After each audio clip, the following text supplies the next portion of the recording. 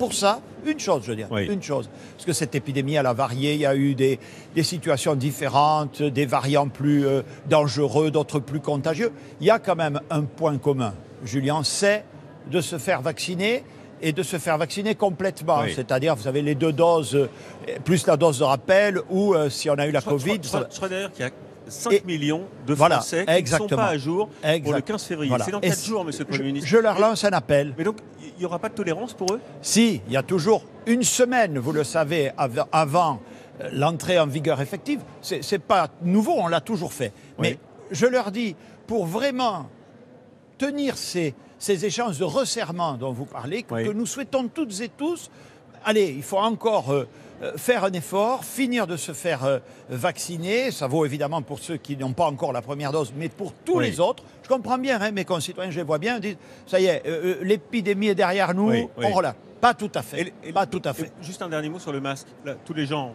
sont masqués. Ici, dans cette magnifique aile de marché, on a envie d'enlever le masque. C'est pour quand? Bien sûr, c'est pareil. Donc, vous l'avez vu là aussi, progressivité. Bon, il y a l'extérieur, vous connaissez parfaitement les règles.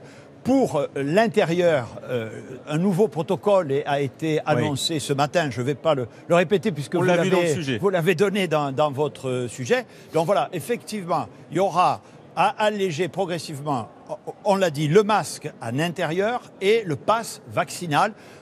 Je pense encore une fois que le bon sens commande que nous y allions progressivement, mais encore une fois, si, comme toujours, l'immense majorité de nos concitoyens se comportent de manière responsable, on devrait pouvoir finir d'alléger ces contraintes qui pèsent sur tout le monde. D'actualité qui est en lien avec notre sujet du jour, le pouvoir d'achat, c'est le convoi autoproclamé de la liberté, des cortèges de voitures venus de partout en France qui convergent en ce moment vers Paris. Contre les mesures sanitaires, mais aussi pour le pouvoir d'achat. C'est une colère sociale, d'une certaine manière. Est-ce que vous les comprenez, ces gens? Alors, je regarde, j'écoute, je suis comme vous. Bon, enfin, il me semble quand même, quand je les entends beaucoup ou quand je lis, c'est pas toujours très clair, mais enfin, c'est surtout à connotation sanitaire. C'est quand même encore des revendications qu'on connaît depuis longtemps contre la vaccination, contre le pass vaccinal. Il y a beaucoup de gens des Gilets jaunes, quand même, qui sont sur une colère sociale. Là, je ne vous parle pas d'où ils viennent, je parle du contenu de leurs revendications. Bon, donc, et de ce point de vue-là, je ne peux pas en aucun cas laisser associer ces attaques virulentes contre la vaccination et le mot liberté.